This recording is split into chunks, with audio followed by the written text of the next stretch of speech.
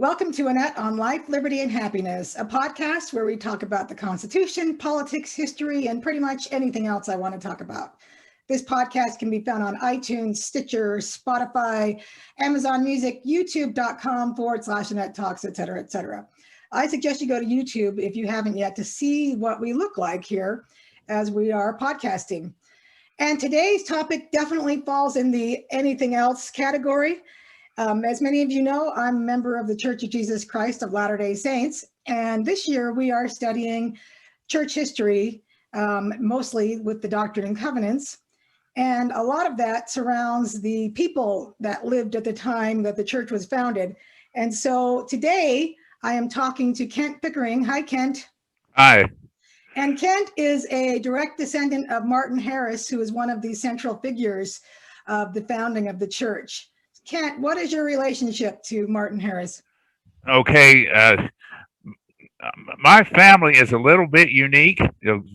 My going up to my grandfather is that we are the first descendants, as far as I know, of Lucy Harris, Martin and Lucy.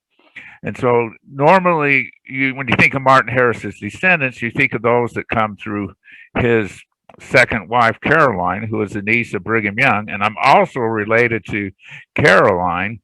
There was a family intermarriage of a half brother and half sister, one generation removed. We don't even know for sure how to state it genealogically, but Martin and Lucy, they married in Palmyra, and they were actually first cousins, which is interesting. Back then, there was no laws against first cousin marriage, and even in some states today, it's legal. I was surprised. I thought it was illegal everywhere, but it isn't. Not in the South.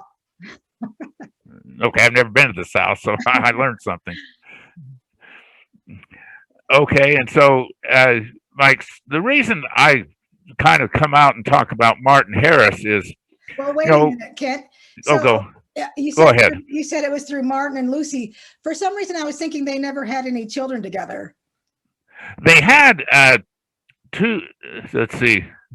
They had two daughters and two sons. One son died. It was thought that they had another son, and it's actually on Lucy Harris's gravestone.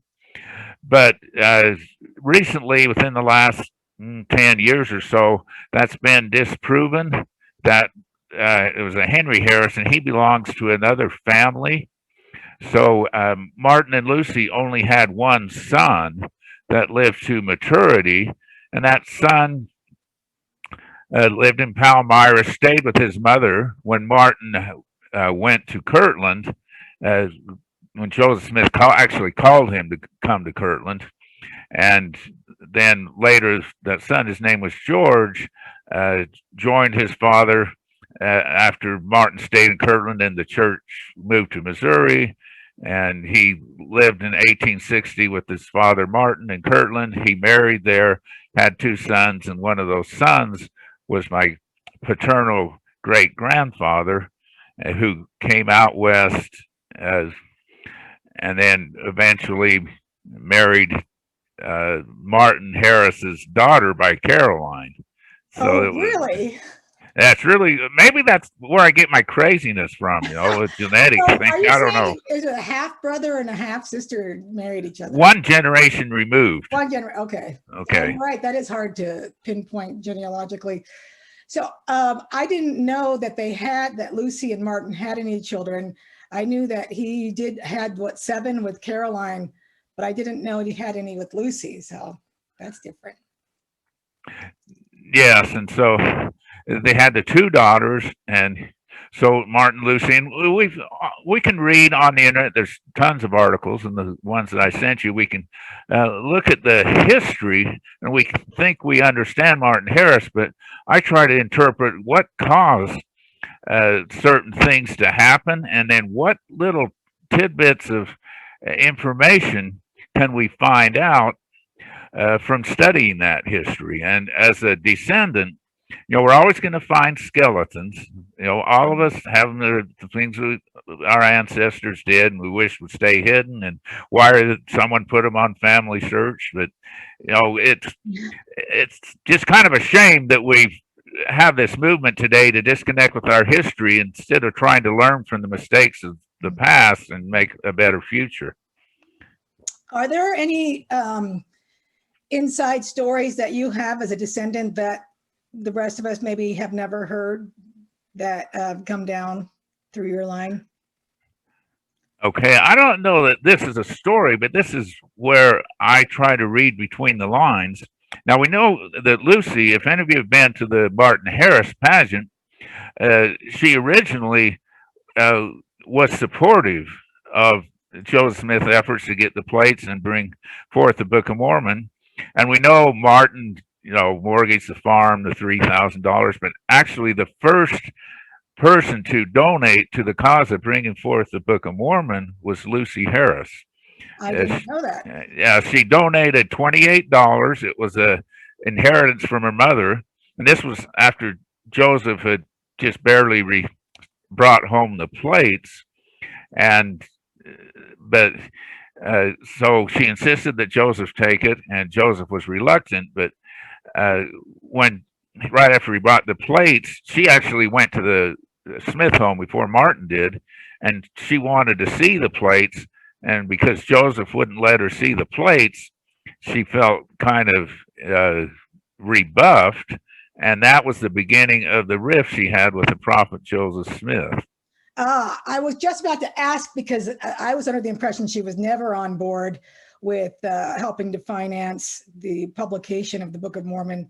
But so she basically got her feelings hurt, is what it sounds like, which is what you see in the church frequently when people leave the church. You find out it when you ask them what happened. Eventually, a lot of times it gets down to their feelings were hurt by another member, and it wasn't the doctrine that pushed them away. That seems like a common happenstance in the church. Yes, and we're all human. All of us have given offense. We've all been misunderstood. And one of the things about Martin Harris and even Lucy Harris is what we're having today with tearing down statues. We're judging those who have gone before us by the worst things they've ever done. Mm-hmm. And all of us have done things we wish we could erase from our memories, myself included. Mm-hmm. But if God only judged us by our mistakes, none of us would make it. Yeah. We've got to move past, move on. And so when you think of Lucy and Martin, and we know Martin lost the manuscript, well, without Lucy's help, we would not have the Book of Mormon, because Martin was very prosperous. And he was more than just a farmer. He had sheep. He had a loom business. Lucy ran the loom business. And so Martin would not have been in a position of having the acreage and the houses free and clear without Lucy's help. And so people think of Lucy Harris, she burned the manuscript. It's unfortunate. And, I'm at a little different position than, say, others in the church, and it's portrayed in the Martin Harris pageant that Lucy burned the pages. I don't believe that happened. I believe they're still out there somewhere. And when I give presentations, I gave one particularly centered on Lucy Harris, that you look at what you would call presumptive evidence, where the person that's accused, there's no real proof, but they wouldn't have had anything to gain. And so I don't think that Lucy actually had the manuscript after she let someone take it, because Section 10 says that the words were altered. The coalition planned to publish it. Why would they give it back to Lucy? Because Martin could find out about their plan. I don't think she burned it at all. And the claims that she said she burned it is all hearsay evidence. So you think it's still out there somewhere? Yes, and this is just one interesting thought I had, and I love doing these podcasts because there's usually one thing that comes to my mind that I've never thought of before, and it's one thing that you mentioned when we were talking about getting ready for this is the Salamander Letter and that uh, documentary that's come out, Murder Among the Mormons, and the Uh-huh. Mark Kaufman situation is we had the Salamander Letter, and I'm going to maybe let you talk about that after I'm done here with this comment. But we also had that in that forgery was the Anthem transcript. Mhm. Now we have the uh, characters that uh, was in possession of David Whitmer, the copy of the characters, and they figured it was written by John Whitmer, and that Joseph actually made more than one copy of the characters. And to me, that makes us all witnesses because we're witnesses of what the characters look like. And we know Joseph uh, wasn't literate enough to write the Book of Mormon. Emma said he could hardly even write a letter. He was a farm boy, and he was also not an artist. And so, how could he come up with uh, all these characters Right. in a short period of time that Martin took to New York? And so, but I went back in Joseph Smith history and reading uh, what we have in our Pearl of Great Price. It talks about he showed the characters and the translation. So it's possible that in that Anthon transcript that we had the characters and the translation of those characters, and maybe they were on the same page. We don't know. And so Martin goes back from his New York trip. He gives it to Joseph Smith. But Martin, when he took the manuscript, he also took a copy of some of the characters because Lucy had a son in law that took the paper in the middle of the night and forged the copies of the characters. And it's remotely possible that the Anthem transcript, the original that Martin took to New York, also went with the lost manuscript and was lost, or could still be hiding wherever the lost manuscript is. That I don't know that. I think I'm the first person to ever think of that, but we have all kinds of possibilities in history. We do. And I should mention, we forgot to say it at the beginning while you're wearing this bowler hat, and you can't see much of what you're wearing, but you've got your sort of Martin Harris time period costume on, right? Because you've been in a play, at least one play, right? Well, I give presentations for the Firm Foundation. Oh, okay. Okay, I don't know if you know Rod Meldrum. No, but it's an independent organization. They promote scholarship. It's not sponsored by the church, but they will allow non-scholars to give presentations. And so, I'm not a theatrical person, but I dressed up in a costume to try and make people curious to come in and talk to me. But even when I gave presentations, it seemed like there was a little bit of a disconnect with Grandpa Martin between even members of the church that have a real keen interest in the Book of Mormon. So that was an eye opener for me. So I'm trying to help bridge that gap. And you got the beard going on. Yeah. Also, what I wanted to mention was I did just finish watching that Murder Among the Mormons. And, that was in 83, 84, 85, that whole time period. I was a teenager back then, so I don't even remember paying attention to that. And so until I just watched this documentary, I have to admit, I really didn't know what the whole thing was about. But it was interesting that Mark Kaufman, the guy this master forger, spoiler alert for those of you that are ignorant like me, he's the one that forged the Salamander Letter, which basically said that a salamander led Joseph Smith to the golden plates. But also, I had no idea that he had planned to write the 116 lost pages. And he had Martin Harris's handwriting down, and he used it for that Salamander Letter. And then he was working on these 116 lost pages. And he also wrote another letter. I can't remember what it was, but it was basically saying that somebody else had found the golden plates first. Like, was it Joseph Smith's brother or Martin Harris? Somebody else had found it first. I can't remember which, but basically messing with church history in a really big way. And a lot of people kind of lost their way because the whole founding of the church was questioned by this master forger who ended up later killing 2 people to throw people off of his scent. So this is a really timely time to actually talk about Martin Harris with this Netflix series out right now. Yes, we got that, and we've got the film Witnesses, which I encourage everybody to see. I was privileged to go to the pre-screening. I met the person that played Joseph Smith, and so is that on Netflix right now? No, it'll be out in theaters June 4th. I don't know if it's going to go to Colorado, maybe just Utah and Idaho. But getting back a little bit to that Salamander letter, there's not very many documents that have Martin Harris's handwriting that people would have known of at the time. Royal Skousen has studied he was the head of the critical text project, and I went and visited him.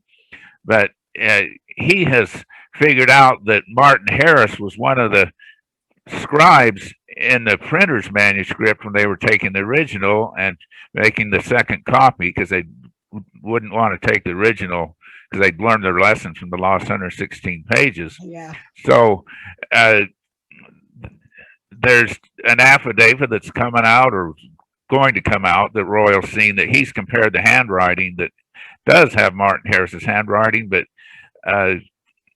basically Mark Hoffman in that forgery you just talked about in the Salamander letter would have had to really try and almost invent somebody's new style of handwriting and hope that nothing further came forth that could disprove it. Like we have Martin Harris's signature on the document to mortgage his property, so some of the letters we have, they were like his M and his H's capitalized that we could check. But it's just interesting how all of this is coming together, and that there actually is an increase in history, and people are starting to go back to their roots. And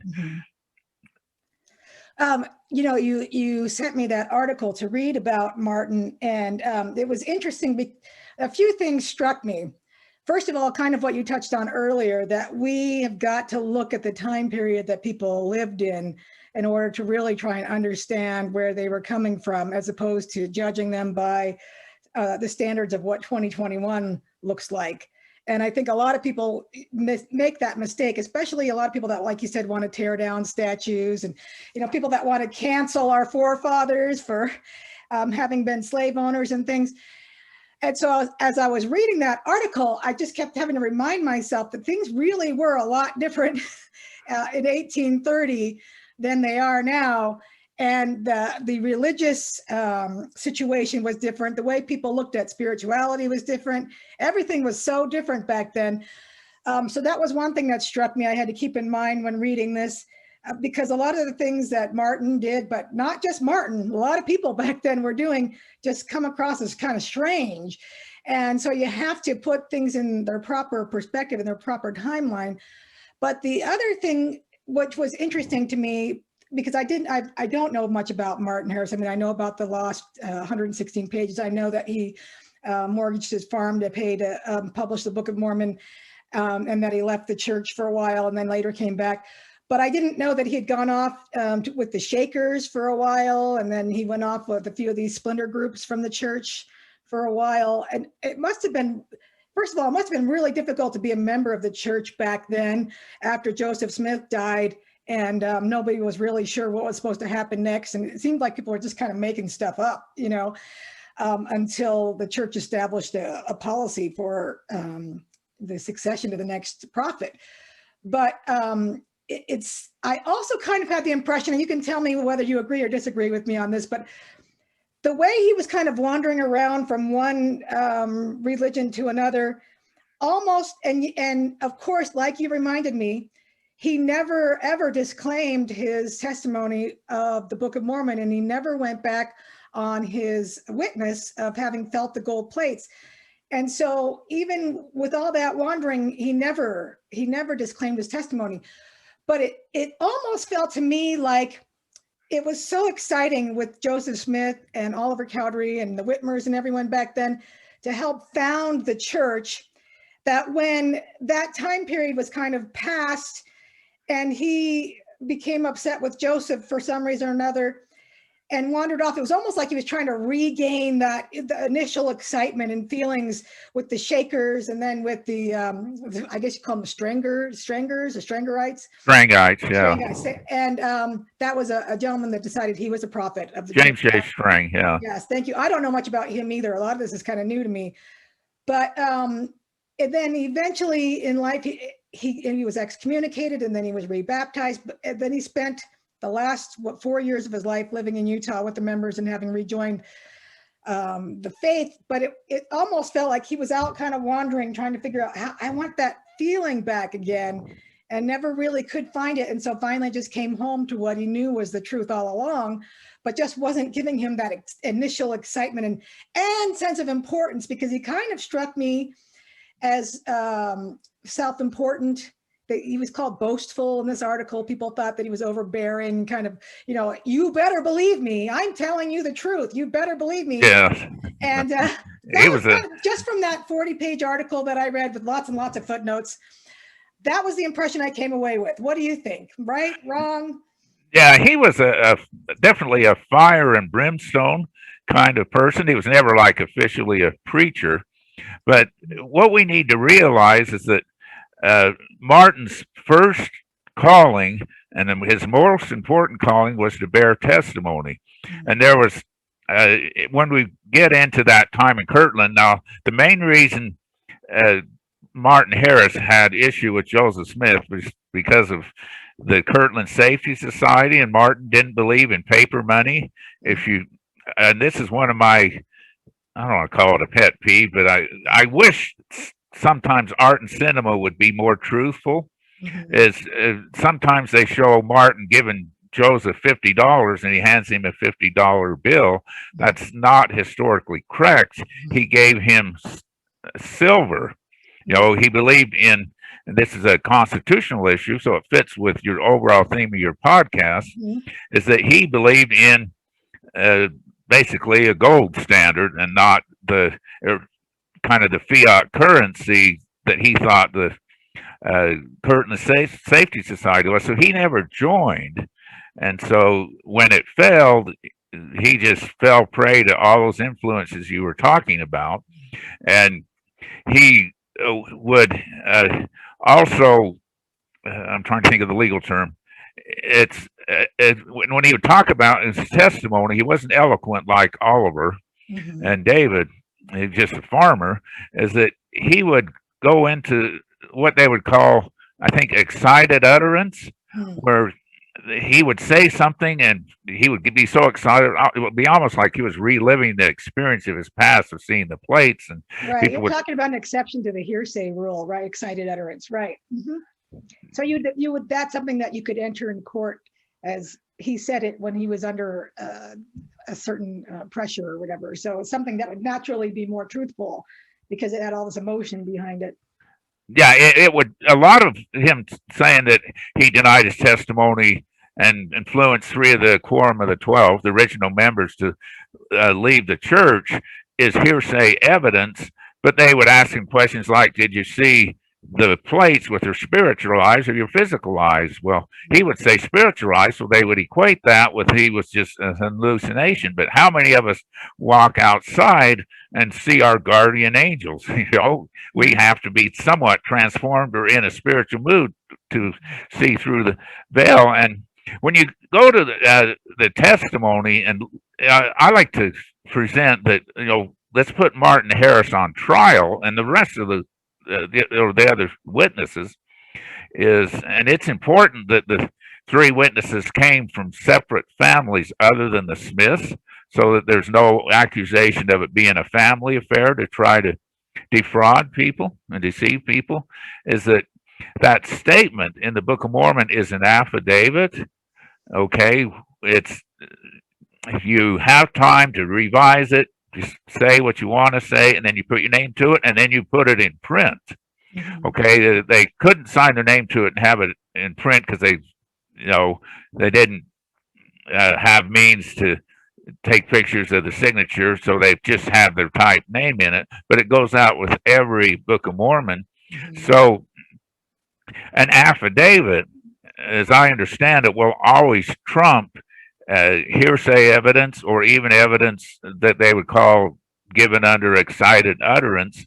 So the only way any one of the three witnesses could have denied their testimony would have been to, as Rod Meldrum came up with this comment, is that they would have to sign a counter affidavit and then insist that their name be taken off the statement that we have in our current Book of Mormon.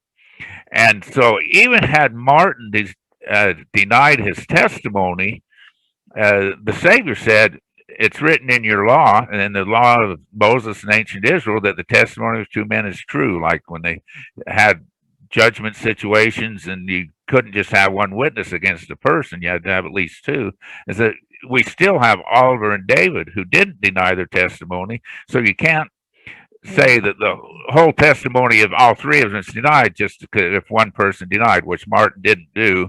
And then on his deathbed, and I guess they'll put more weight, like in a court trial. Yeah, it's another exception to the hearsay rule. Yeah. Statement, because they figure you're not going to lie when you're about to go meet your maker. Yeah. Right. And I guess that's the reason why sometimes when detectives in cases, they try to get someone's last testimony, like if someone's injured and they're not sure they're going to die, they try to get that last testimony before they do die because it lends weight to their investigation. So no, the three witnesses did not partially deny or deny their testimony in any way, and in the courts of heaven they each fulfilled their mission. It's sad they left the church, but they fulfilled their most important mission. And to me, the other thing, and this has been on my mind a lot lately, especially with watching this Murder Among the Mormons. I mean, obviously, Mark Hoffman was an evil man, but you also had men that were fooled by him that were not. And it got me to thinking about how the Lord uses people that are imperfect, that he knows will fulfill their calling. And it's obviously Martin Harris's was partly to help finance the Book of Mormon publication, but also, like you said, to bear witness, right? He never turned his back on it. He never took that back. And so it's almost, you can see the Lord's hand in it, because it's almost more believable coming from a man that wandered off and came back and still never took it back, right? Yes. If he had taken it back, it would have made more sense for someone who just decided, oh, that was a mistake. I was excited about it and it was fun, but that was a mistake. I take it back. It would have made more sense for someone that you saw doing the things that he did, wandering around, hanging out with the Shakers and all that. But he never did. And so that's more impressive than someone who stuck with the church, straight arrow, all their lives. And so on the one hand, it makes me feel a little bit better that the Lord can use imperfect people, because I'm very imperfect, but I still want the Lord to use me. But also it's really neat to see the way the Lord chose him. Like, well, I know he's going to wander off and these weird paths and everything, but he'll come back. So I'm going to use him as one of my witnesses. Yes, and it's important to realize that's Martin's main calling. He understood. He had. I believe he had a problem with jealousy of Oliver Cowdery, because Oliver's second elder always seems to be in Joseph's favor, and here's Martin that paid for the printing of the Book of Mormon, and he didn't fully understand his calling was kind of like to be the traveling witness out of the three of them, because he, other than being a member of the High Council, he never had any calling to preside anywhere in the church, and so. It's when he's calling to be a witness, it's my opinion, and this is a story that's not written anywhere that I believe happened, is that in Lehi, when he partook of the fruit of the tree of life in his dream, he looked for his family, when Martin went home after having the three witness experience, the one of the first persons he bore testimony to was Lucy, and she became jealous of Martin seeing the plates, and she couldn't, and that ended their marriage. As far as they were already separated, but they never divorced. Mm. And so Martin's older brother Emer actually did divorce once, so it did happen from once in a while in Palmyra. But you got to give Lucy credit for staying with Martin, and they were somewhat civil. I don't know how much, but uh, I to be a witness of the Book of Mormon, the 8 witnesses and the 3 witnesses, you have to bear testimony of the world. That's a pretty big responsibility, and it's actually a priesthood responsibility. Well, and again, you have to remember it must have been such a crazy time for them, and it's hard to be too critical of Lucy, because here he comes, this Joseph Smith comes along, and he won't let her see the plates, and she gave money, so she probably felt like, well, the least that you could do is let me see them. And then Martin mortgages, what was it, $3,000 worth of property, and that could easily have been lost. And it's this brand new church, and so unless you have a really strong spiritual manifestation and testimony from the outside, it would be something that you would say, why on earth would you be doing this? And so it's understandable that she would feel the way she did. You're basically mortgaging our future here over something that I don't know. I don't know how much of a testimony she had. It sounds like she did at one point. Yes, to begin with.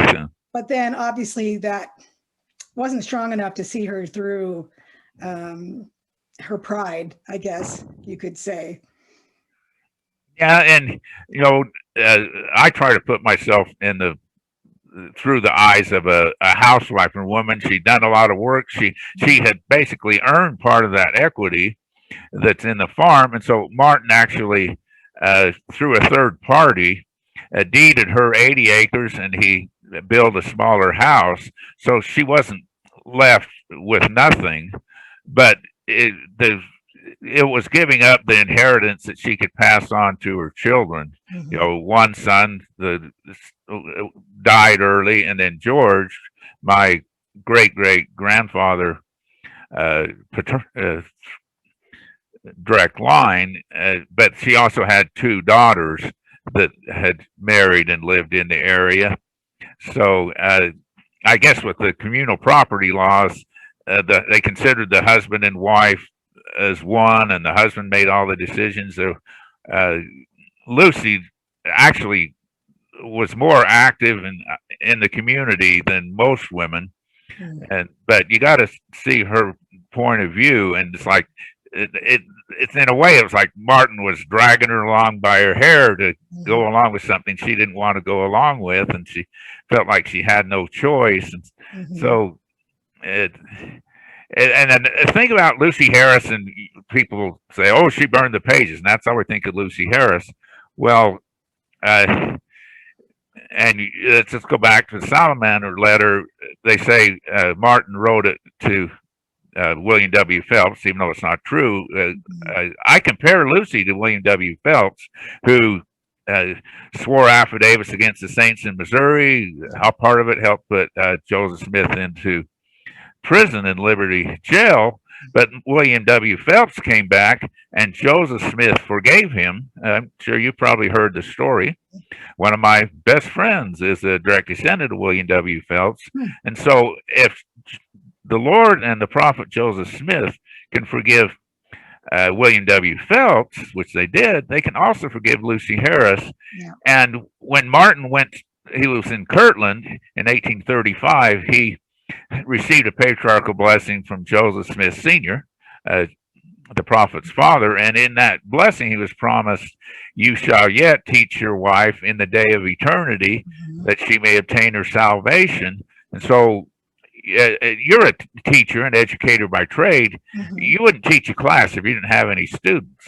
Okay, it takes 2 to be a teacher. You have to have at least 1 student. Right. Otherwise, you're just talking to the wall, not doing any good and wasting your time. So if Martin's going to teach his wife, that means at some point in time or eternity, Lucy's going to be willing to listen.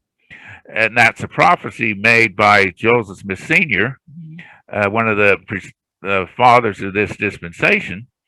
And so all's not lost for Lucy. And that's why I gave a presentation. I want to redo it. My first one at the Firm Foundation was for Lucy Harris, and that's why behind me I had someone actually paint a portrait of Lucy Harris because I cared enough to have someone paint a portrait rather than just have some kind of cartoon drawing that's in a church manual, because it's the only one in existence and there's no photographs. Nobody knows what she looked like. I don't know if she had red hair. Maybe she wanted to be a redhead. She's probably a brunette.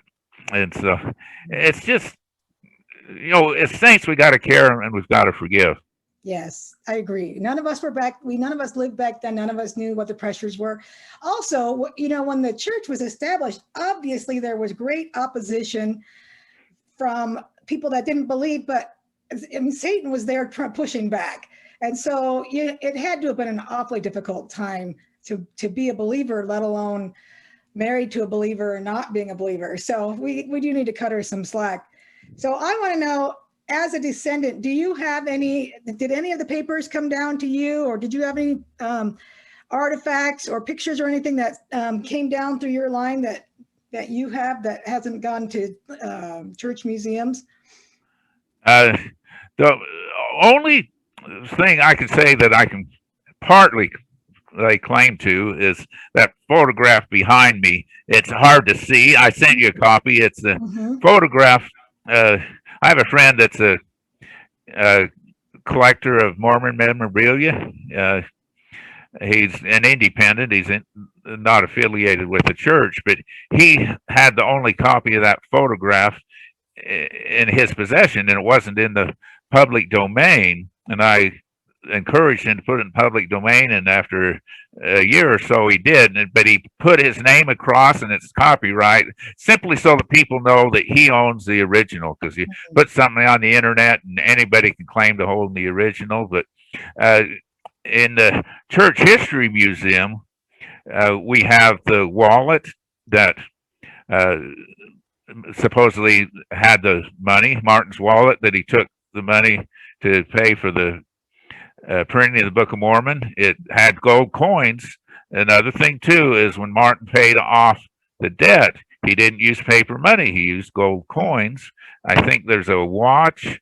I have a picture that a friend sent me from inside the Kirtland Temple, where they usually don't let people go visit, where there's an MH carved into one of the posts, and we wonder if that's Martin's graffiti.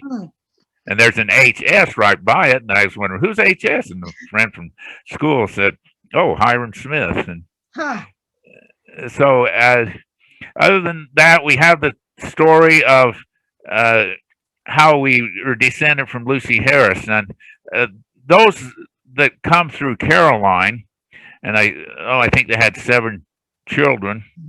There's a lot of those descendants in the church, but they aren't aware of the descendants of Lucy Harris that came through my grandfather, who was the son of Alma Martin Harris, the son of George Harris, who was the son of Martin and Lucy.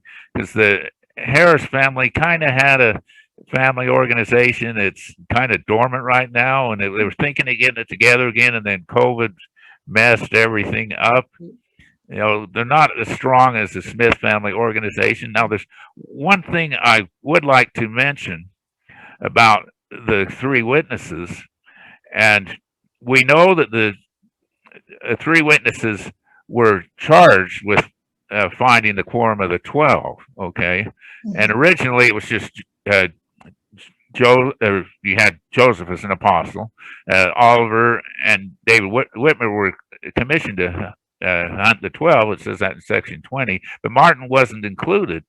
And so I don't know if Martin, at the time the 3 witnesses had their experience, I don't know if he'd have been baptized or even given the Melchizedek priesthood. So he may not have been at the same level of authority as Joseph, Oliver, and David. Maybe that's part of the reason why he had to leave. I don't know for sure.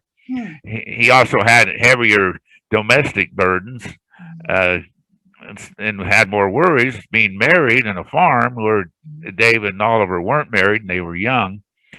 So in our dispensation, we have a quorum of apostles that was just a one-time quorum, and that's the three witnesses.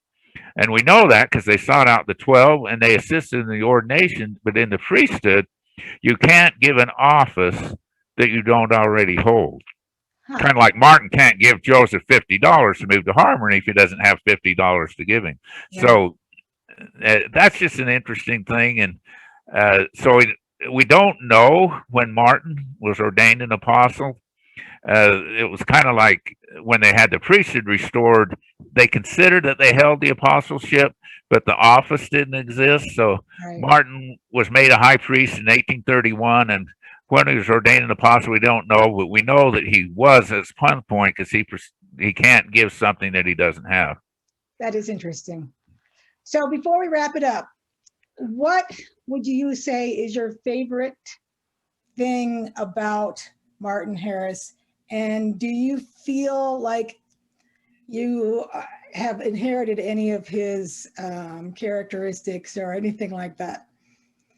Well, I'm very fanatical, and sometimes I talk a lot, like I say, especially with social isolation. It's that I've given a couple presentations where I've gone well over an hour. But the thing I like about Martin is he was always trying to do good. You know, he sometimes went through his periods of darkness. So most of us go through periods of darkness, and sometimes it gets so bad that we don't want anything to do with religion. I've never been to that point. I pray that I never do. But Martin would be willing to admit he was wrong and change for the right. Like when he came west, he said, "You got to buy me a two-way ticket because I only want to see the family and come back." You know, he wasn't planning on staying out in Salt Lake when he came west, and it's actually a story of love and the fulfillment of the parable of the lost sheep, because he would have visitors visit him, elders, and they would talk about it coming west, but he would never agree to it. But it wasn't until Edward Stevenson, who was a member of the presidency of the first quorum of the 70, went and convinced Martin to come west. And Edward Stevenson was partially converted by Martin Harris when Martin went to Michigan with the prophet Joseph Smith and Oliver Cowdery and David Whitmer in 1834 when they went to Pontiac. That's the only mission where the three witnesses and Joseph went all together. And Edward Stevenson convinced him, and I think part of the reason Martin agreed to come west is that, you know, he was, I think, 87, is that he could come by railroad. The railroad had been finished. You know, nobody at 87 wants to ride in a wagon 1,500 miles. So that was the excuse Martin used. So it truly is miraculous that the love and caring of one man, Edward Stevenson, brought the Martin Harris family back together, and Martin was rebaptized as the saints were at that time, because it was kind of like a new covenant when they came west. That was under the direction of Brigham Young. It was a situation that doesn't happen very often, and he received his endowments in the endowment house. One of the awkward things that he faced was when he came to Salt Lake, is his wife Caroline, who had come, like 10, 11 years earlier. She had remarried, and so she was living with her husband. And so his second wife, Caroline, the niece of Brigham Young, was in a situation of polyandry because she never got an official divorce from Martin. That's what I was going to ask, because I had never heard of a divorce between those two. Yeah, I guess it was the law of the prairie I don't know Huh. exactly what it is, but maybe after like 3 years, you could consider a divorce because in those days you couldn't travel. Couldn't hop on a plane or drive and be back east in 2 days, and it's basically it was abandonment. Right. I don't know legally how they handled it, but it was Brigham Young making that determination and saying, Caroline, you can marry John Catley Davis. And it was actually Brigham Young that performed their uh, sealing in the endowment house. So, uh, but Caroline was estranged from her second husband. They moved back in together because they were taking care of Martin's daughter's children, Julia, who died in childbirth, as they had two young children. And then Martin, after he came west, eventually went to uh, Smithfield, and Caroline followed into Smithfield. And so it's this big debate in the family. And you talk about interesting stories too, is we members of my grandfather's family and my siblings, we have this debate because my grandfather Linford was he was a Harris, but he was adopted out because Ida Mae, Martin's youngest daughter, my great grandmother, I think she got quinsy or something in medicine. She adverse reaction, and she became mentally impaired. And then Alma Martin Harris had a heat stroke or sunstroke and had a somewhat nervous breakdown, and they weren't able to take care of the children. It's a very involved thing, and so my grandfather, and I even remember this at 10 years old, going to his funeral. His name was Frank Burton Harris Linford. He carried both names, and so I decided that I can make that decision myself. Each member of the family can decide, am I a Linford or a Harris, and Linford's my middle name. Sometimes I'll add the Harris in parentheses, and I claim both families. And the nice thing about Family Search is you can follow the genealogy of two separate families. Like someone who's adopted out and they find their birth mother, they can put their birth mother in there, and then there's this arrow, and you can switch families, and you get both genealogies. So I claim both didn't know families. that was a thing. Cool. Yeah. Well, it's nice to know that in the end he was reunited with both the saints and with his family, and stayed. In the end, he stayed strong with the church for the last 4 years of his life when he was out west. So you definitely have an ancestor that you can look up to and admire, and at the same time know that he was imperfect, like we all are. Oh, definitely. I heard my mother used to tell me that I inherited a lot of his imperfections, especially when I was a child. So you're just like your Martin Harris. But you obviously also got his desire to spread the gospel and to share with those around you. So you inherited the positive stuff. You are a witness, just like Martin was, just a different. You're witnessing that he was a witness, right? So you're carrying on in that tradition. So. Yes, and that's why I like your podcast, and part of the reason I wanted to come on is we need to teach each other. We look for opportunities to teach. That's your profession, so you understand that. But there's so much we can teach. But being a descendant, I kind of will say something that maybe the historians will leave alone. Okay, I'm not going to. Maybe the same thing would be with you. I'm not going to make an assumption about your ancestry not being a direct descendant. I would maybe study the chronology of some of the things that happened, but so I just take a few liberties to make. I don't like to use the word assumption, but possible conclusions to help people learn something that maybe they never thought of before. And it's kind of like you doing your podcast for when you were a gospel doctrine teacher and couldn't meet at church, but you try to come up with something new that's not in the manual, because that's what teaching is, not reviewing, teaching. Yep, I was out there on a limb doing my Facebook Live. I was doing Facebook Live Gospel Doctrine for all of you that are listening that don't know, when everything shut down. And I was Gospel Doctrine teacher at the time, and I remember thinking, oh, I'm really going to miss teaching Gospel Doctrine. And the Spirit said, no, you're not going to miss it. You're going to teach it on Facebook. And I said, what? And so I think it was 15 or 16 weeks in a row that I did, because I'm used to teaching every other week in church. And but I had so many single friends out there that weren't going to be exposed to any kind of church at all if I didn't do something. And so for 15 or 16 weeks in a row, I did it. And then I started bringing in a few people to help me. And then things started opening up again enough that people could at least go back once a month. So, but yeah, that was a different time.